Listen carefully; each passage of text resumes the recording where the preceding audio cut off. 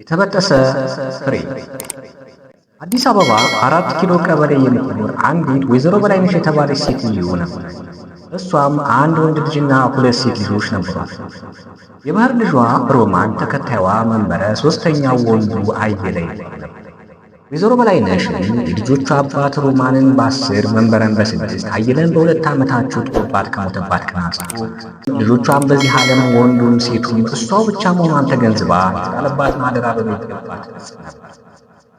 ልጆቿ ልክ አባት እንዳላቸው ልጆች ይለብሱና ደግሞም ይመገቡ ነበር። ከዚህ በላይ ደግሞ የሴት ልጅ እንዳይባሉ ንግግራቸውን በማረም ትሕትናን በማስተማር ግብረገብነትንም በማስወገድ ሌት ተቀን ይደክም ነበር። ከወንድ ልጁ በቀር ሁለቱም ልጆች ትምህርት ቤት ይውሉ ነበርና ከዚህ ሲመለሱ መቆያቸውን አሰናርታ እግራቸውን አጥባ የቀኑን ትምህርታቸውን እንዲደጋግሙ አስገድዳ ጸሎታቸውን አስደርሳ ማስተኛት ወይዘሮ በላይነሽ የማይረሱት የማታው ተግባሮት ነው።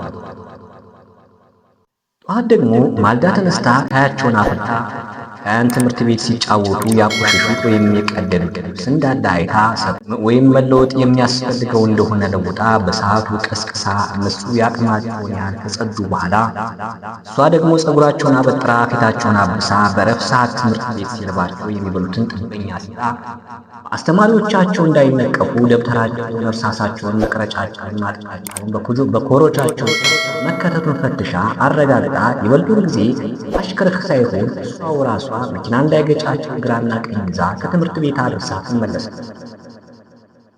ሰዎችም ሶስቱ መንገድ ወጥተው ሲሄዱ ሲያዋቸው ተጠራርተው ወጥተው በቅናት ይሏቸው እነዚያ እናትና ልጆች ይሉ ነበር። ወይዘሮ በላይነሽ ከዚህ በላይ ደግሞ ለልጆቿ ርቃ በማሰብ በቁጠባ ረገድ በጣም ትጠነቀቅ ነበር። ባሏ አቶ ተፈራ በሕይወተ ሥጋ ዘመናቸው ለልጆቹ አደራጅቶ ያለፈው ቅርስ አራዳ 300 ብር የሚከራይ አንድ ገና ቤት፣ አቃቂ ደግሞ እንደዚሁ በወር 300 ብር የሚያወጣ አንድ ወጥ። ስለዚህ ወይዘሮ በላይነሽ በወር ከሁለቱ ከ500 ብር የሚያስገኝ ነበር። እሷም ከዚህ ለጉሮሯቸው 100 ብር ብቻ መድባ የቀረውን ሁሉ ትቋጥር ነበር። ከዚያም በኋላ ያላትን ሁሉ ተቀማጭ ገንዘብ በማየት አንድ ደህና ነገር ልትሰራበት ታሰበች። ይኸውም ሮማንን ትልቂቱን ልጇን ፈረንጅ ሀገር ለከፍተኛ ትምህርት ስዳ ማስተማር ነበር። ይህንኑም ለማድረግ ጊዜ እስኪፈቅድላትና ሮማን እዚሁ ሀገሯ የሚሰጠውን ትምህርት እስክትጨርስ ድረስ ትጠብቅ ነበር። ሮማን የነበረችበትን ትምህርት ቤት የከፍተኛውን ክፍል ትምህርት በጨረሰች ጊዜ ወይዘሮ በላይነሽ ትምህርት ሚኒስቴር ሄዳ የሚያስፈልገውን ሁሉ ተነጋገረች። ሮማንንም ወደ ውጭ ሀገር ለከፍተኛ ትምህርት ለመላክ የሚያስፈልጉትን ነገሮች መሄጃና መመለሻዋን ገንዘብ መጀመሪያ ማስቀመጥ፣ ደግሞ ልጅቷ በወጠነችው ትምህርት በቂ ሀብት እንዳላት ማስመስከር ነበር። ይህንን ሁሉ ፕሮሰስ እንደጨረሰች ትምህርት ቤት ተፈልጎ ሲገኝላትና እስክትጠራላት ድረስ በአእምሮ ደግሞ የጎለመሰች ለማድረግና ለምንስ ብላ ልትልካት እንደተነሳች ለማሰብ ወይዘሮ በላይነሽ ለሮማን ብቻዋን በሆነ ቁጥር ትመክራትና የልቧን ሁሉ ትነግራት ነበር። ሮማን አሁን የምሰድሽ አገርሽ፣ ደግሞም ከዚያ ወዲህ ለእኔ ለእናትሽ፣ ለእህትሽ፣ ለወንድምሽ ረዳት፣ ደግ ወገን፣ ደግሞም መመኪያችን እንድትሆኝ ነው። አሁን አንቺን ሲልክሽ እኛን በእርግጥ እንደ ዛሬው አይደለም። በገንዘብ በኩል ትንሽ መቸገራችንም አይቀርም። ነገር ግን ይህ ሁሉ ምንም አይደለም። ገንዘብ እንዲያው ቢሆን ጠፊ፣ ችግርም ቢሆን ደግሞ ለጊዜው ነው እንጂ አላፊ ገንዘቡንና ጥረታችንን ፍሬ እንዲያመጣ ያስባል። ይኸውም አንቺ ደህና አድርገሽ ተማሪ። አሁን የምትሄጂበት ሀገር ስልጣኔው፣ የኑሮ ዘዴው ከሀገራችን በጣም የተለየና ደግሞም ከፍ ያለ ነው። ኑሯቸው፣ አስተያየታቸው፣ ባህላቸው ከኛ ፍጹም የተለየና የተራቀቀ ነው።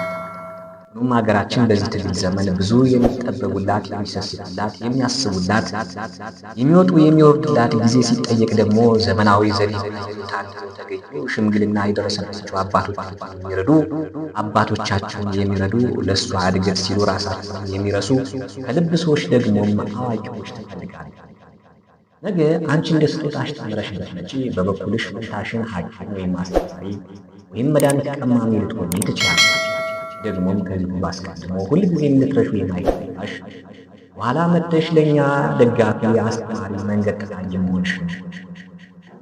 የምንሰድሽ ለራስሽ ደስታ እንድታገኝና እኛን ደግሞ ኋላ በእውቀትሽ ወደ ታች አዘቅዝቀሽ እንድትመለከት ሳይሆን ራስሽን መጀመሪያ ዓይንሽን እኛን ደግሞ በኋላ በየትኛውም ቦታ በማንኛውም ጊዜ በመካከላችን ነሽ። እነሆ እናቴ አብዬ ወልዴ እንድትይኝ ነው።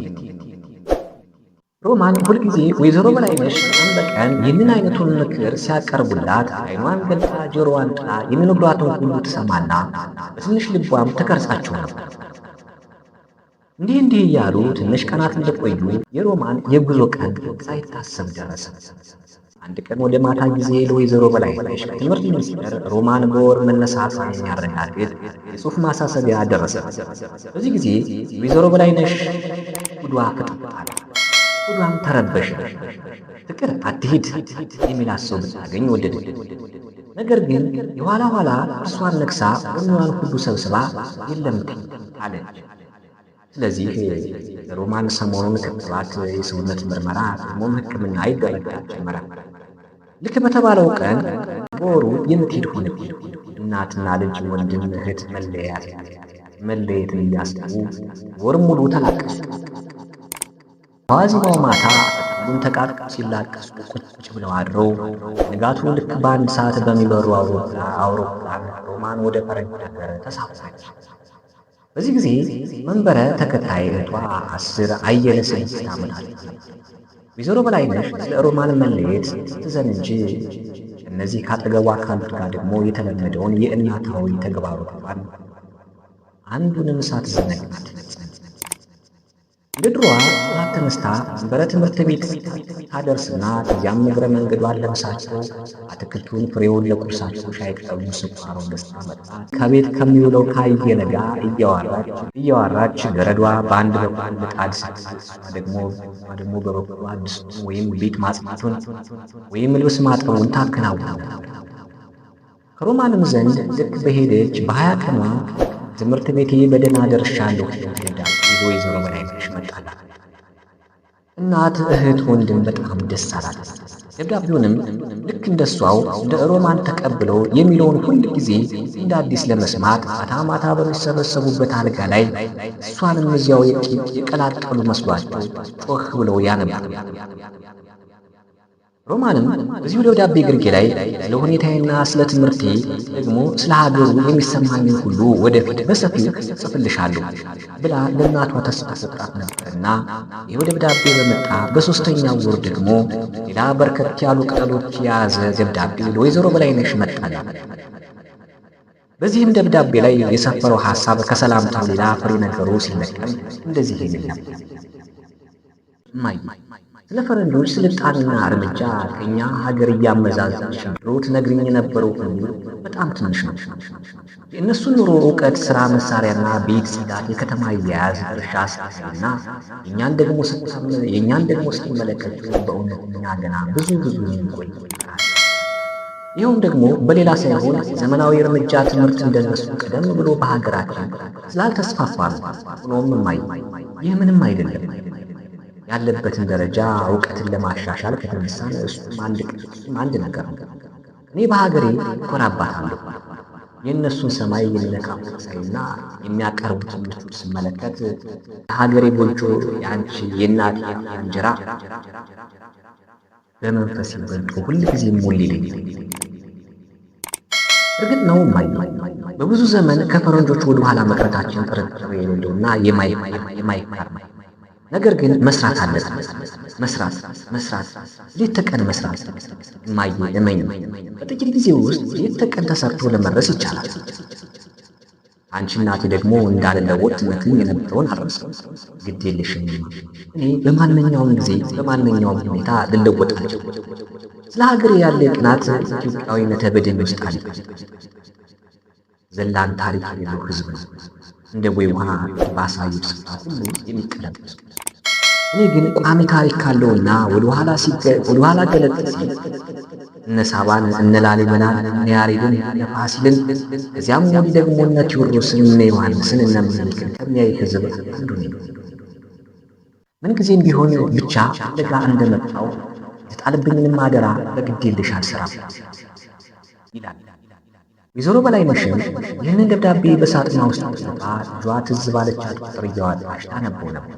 ሁልጊዜም አንብባ ስትጨርስ ደብዳቤውን 3-4 ጊዜ የሚሆን ስማ ከፍ ባለ ቃሏ እሷው ራሷ የኔ ልጅ የሚፈልገውን ይዛል፣ የኔ ልጅ አይቀር አድርገዋል ትል ነበር። ሮማንም ከሄደች ዓመት፣ 2 ዓመት፣ 3 ዓመት ሲል ደግሞ 4 ዓመት አለ። ይህ ዓለም ደግሞ ሲደርስና ሲውል ነገር ሁሉ እንዳሰቡት ሲሄድ አይገኝበትምና እንደዚሁ በዚህ ጊዜ የወይዘሮ በላይነሽ ትንሽ ተለውጦ ነበር።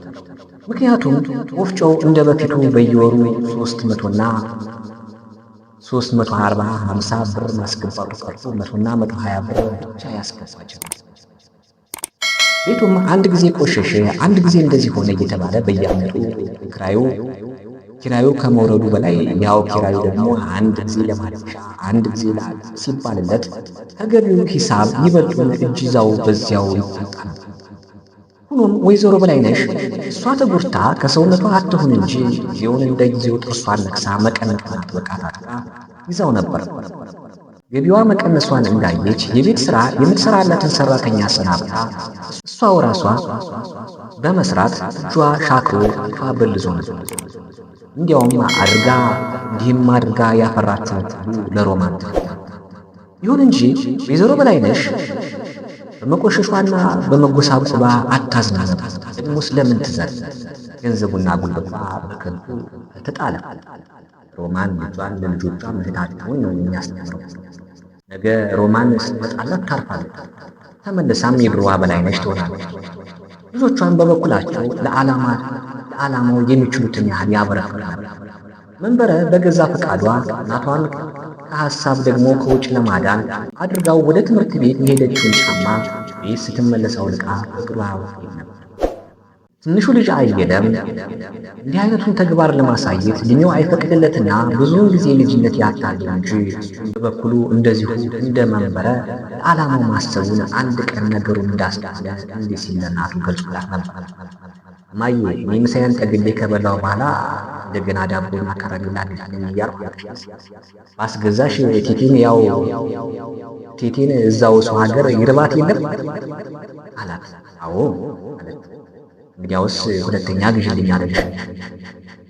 አሁን 8 ዓመት ብዙ ነው ሰው የድካሙን ፍሬ ጸንቶ እንዲያይበት። ሆኖም ወይዘሮ በላይነሽ እንዲህ በትንሽ ጊዜ የሚበግራት ሴት አልነበረች። በሐሳቧ ሮማን ለሷ ልክ ትላንት እንደሄደች ነበር። ድምጿ፣ ቃሏ፣ ጠባይዋ እንደ ጊዜው ርዝማኔ በ8 ዓመት ሳይቀየሩ ትላንት እንደሆነ ነገር ሁሉም እዚያው ከፊቷ ተደቅነው ነበሩ። አቤቱ ጥሩ ነው ደግሞ ለሰው አዝመራው የድካሙ ፍሬ ቆይቶም ሆነ ፈጥኖ አንድ ቀን ሲደርስለት ገበሬ እህሉ ሲደርስ ድግስ እያበላ በደቦ ያሳያል። እንዲሁም ወይዘሮ በላይነሽ እንደዚሁ የምታደርግበት ቀን ደረሰ። ሮማን ትምህርቷን መጨረሷ ተወራ። ቀጥሎም ወደ ሀገሯ ልትመጣ ጉዞ መጀመሯ ወይዘሮ በላይነሽ በእርግጥ ተነገራት። የቀሚስ እጅጌ ለሥራ እንዲመች ወደ ላይ ተሰበሰበ። እንኳን ደስ ያለህ ባዩ ተጠልቆ እንደ ልብ የሚሰጥና በሰፍ ተነሰስ ብቅል በገብ ተነገረ። ጌሾም በ4ና በ5 ኩሉ እንደሚበቃ ሆኖ ተወቃል። የቂጣ እህሉና የእንኩሮ እህሉ የጎረቤት ሴት ሳምንቱን እየተርመሰመሰ ተቆልቶ ተፈጨ። ቤቱና ግቢው መታደስ ጀመረ። አሮጌው አጥር ጥሶ አዲስ አጥር ለሮማንም መኝታ ቤት እንዲሆን አንዱ ክፍል በሚገባ ጸዳ። ግድግዳው በአዲስ ግድግዳ ወረቀት ተለበጠ። የወለሉ አሮጌ ሳንቃ ተነቅሎ አዲስ ሳንቃ ተነጠፈ። አጎበሩም እንደዚሁ አሮጌው ተነስቶ አዲስ ለእንግዳው ተስማሚ የሆነ ገባ። ከዚህም በኋላ በዚሁ በታደሰው ክፍል አዲስ አልጋ፣ አዲስ ፍራሽ፣ አዲስ አልጋ ልብስ ገብቶ ተነጠፈበት። ከአልጋው ግራና ቀኝ ከተቀመጡት የራስጌ ጠረጴዛዎች ላይ አንደኛው ላይ ሬዲዮ፣ አንደኛው ደግሞ የሚያምር የራስጌ መብራት ተደረገበት። ለልብሶቿ መስቀያ አንድ ትልቅ ባለመስታወት ቁም ሳጥን ወይዘሮዋ የራሷ የነበረውን ለራሷ መጠነኛ ገዝታ እሱ ለሮማን እንዲሆን በታሰበው ክፍል ተዛውሮ ቆመ። ማዕድ ቤቱ ደግሞ በዚሁ በሮማን በተሰናዳው ክፍል አንጻር ነበርና ጢስ ወደ እሱ ክፍል ይገባል ተብሎ ስለተፈራ እሷኑ ሮማንን ሳይቀር ተግታ ያደገችበትን አብሽ ያሞቀ እሳት ሲያረፈበት ማዕድ ቤት ወደ ጓሮ ተዛወረ። በሱ ስፍራ ጠዋት መስኮቷን ስትከፍት ለዓይኗ ማረፊያ እናቷን ታስቦ በየአይነቱ የሆነ የአበባ ችግኝ ተፈልጎ ተተከለበት። በጠቅላላው ወይዘሮ በላይነሽ እጅ ሰሞኑን ብዙ ገንዘብ ወጣ። ደግሞም ገንዘቧ ብቻ አልነበረም፣ ያልነው ስራው ያከናወኑ ጉልበቷም አላራም። በወንዶች ዘንድ ወንድ፣ በሴቶቹም ዘንድ ሴት ነበር። ማዕድ ቤቱን ለማፍረስና ወደ ጓሮ ወስዶ ለመስራት የተዋዋሉት ኩሊዎች የወላይታ ተወላጆች የነበሩ ሲሆን ስራቸው አንዳንድ ጊዜ አልጥማት እያለ አልቃ ገብታ ስትሰራ ምስማር ስትነቃቅል አሰናዝሯ ከደንበኛ ናት ያላነሰ መሆኑን በመመልከት አንደኛው ከነዚህ ክፉኛ ተገርሞ ለአንዱ ጓደኛው በቀስታ አይቴ አይበምኑ አሴ አንተ እንዴት ጎበዝ ነህ አለው። ወይዘሮ በላይነሽም እንዲህ ስትማስን ውላ አረፍ ስትል ደግሞ ልጇ ሮማን በሐሳቧ እየመጣች ታያት። እዚያ ቁጭ እንዳለች ልጇ አስፈራ እንዴት እንደሚተቃቀፉ እንዴት አንገት ለአንገት ተያይዘው ወድቀው እንደሚላቀሱ ታይ ነበር። ከዚህ ሁሉ ዝግጅትና ናፍቆት በኋላ ቀኑን በበኩሉ እየመሸና እየነጋ ደረሰ። የሮማን አዲስ አበባ መግቢያ አንድ ሌሊት ብቻ ቀረው። ወይዘሮ በላይነሽም ይህንኑ ሌሊት እንቅልፍ ባይኗ ሳይዞር እንዲሁ አንድ ጊዜ ወዲያ ስትል በመባነን ቁጭ ብላ አደረች። አትም መንበርና አየለን አስከትላ 3 ቁጥር አውቶቡስ ከቀዳማዊ ኃይለ ሥላሴ ኮከብ አደባባይ ተሳፍራ አውሮፕላን ማረፊያ ለመውረድ በቀዳማዊ ኃይለ ሥላሴ ፊያና ጉዟቸውን ቀጠለች። ራስ መኮንን ድልድይ ስትደርስ አንድ ቀና ያሉ ሰውዬ ከግራ ወደ ቤት ሲያቋርጥ አግኝቷት ቆም ብሎ ወዴት ነው የምትሄጂው ብሎ ጠየቃት። እሷ ግን እንደሱ እንደ ሰውዬው ሳጥን ገልመጥ ብላ አይታው ልጄ ዛሬ ነው የምትገባው ብለዋለች። ሰውየውም ከፊቷ ላይ የሚነበበውን ደስታ አይቶ ማሳታናግረው በማለፏ ሳይቆጣ ትንሽ ጊዜ በነበረበት ስፍራ ቆሞ በዓይኑ ከተከተላት በኋላ መለስ ብሎ መንገዱን ቀጠለ። አውቶቡሱ ደግሞ እሷ ስትደርስ ተሳፋሪው ሁሉ ገብቶ ዳር ሞልቶት ኤልያስን በሳት ሰረገላ ጭኖ ወደ ሰማይ የሚያወጣውን አውሎ ነፋስ የሚጠብቅ ይመስል ሞተሩ ጠፍቶ ዳር ሁሉ ጸጥ ብሎ ዳር እስከ ዳር ሁሉም ጸጥ ብሎ ነበር። ለወይዘሮ በላይነሽም እንደገባች አንድ ልጅ ቶሎ ብድግ ብሎ መቀመጫውን ለቀቀላት። እሷም ስለትትናው ልጁን ሳታመሰግነው ዝም ብላ ሂዳ ጫለች። ምክንያቱም የሌላ ሳይሆን ዛሬ እንዲህ አይነቱ ምግባር ሁሉ ለመከታተል ጊዜ አልነበራት ነበር ነው። በሐሳቧ ይህን ጊዜ ሁሉ ዝም ብላ ከሮማን ጋር ስትማራ ነበር።